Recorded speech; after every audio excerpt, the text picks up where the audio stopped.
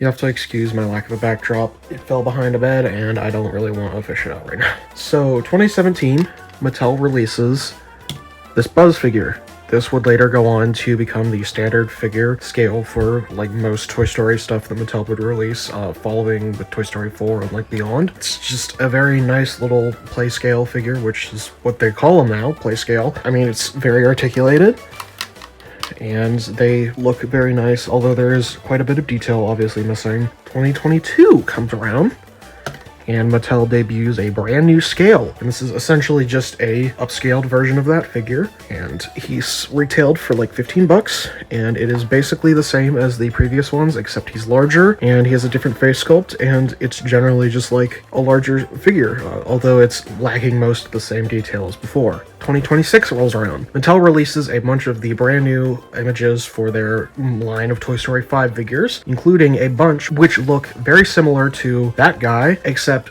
it is noticeably missing a bit more detail. I naturally come to the conclusion that, oh, this must be like a larger scale. They're skimping back on the detail in order to make it like a larger scale, possibly movie accurate size. That would be neat. Then comes the time that they release. Can you spot the difference? So yeah, this one is specifically branded as Toy Story 5. It came along with a Woody and a Jessie, which are quite a bit different from the ones that released with the initial 2022 run.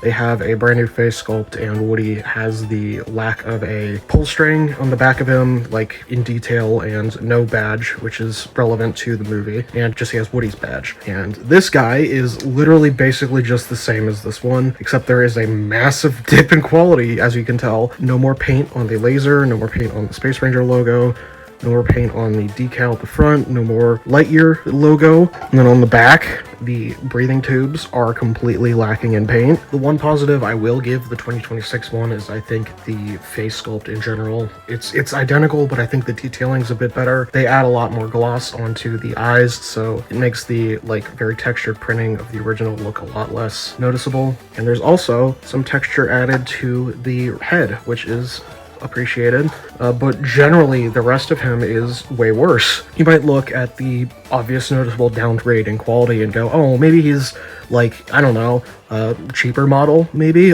He's more budget friendly? You'd think that. He's $7 more expensive.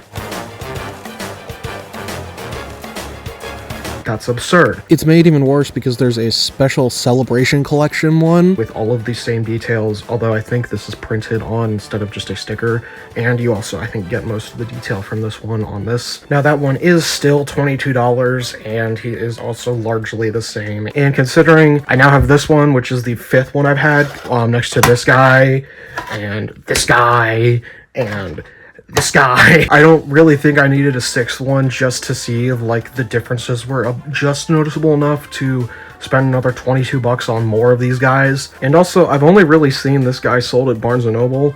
Target is the only other place that I've seen that sells the new merchandise, and they are selling the version that looks more like this with all of the same details as this one. So he's a bit harder to find, strangely, which I guess makes him a bit more like, he's not as bad. If he was like the only one that was available, that would suck, but the fact that you still can kind of get one that's similar in quality to this is a bit better, but this one is such, it just looks so much lesser quality, and it's just a shame. It sucks.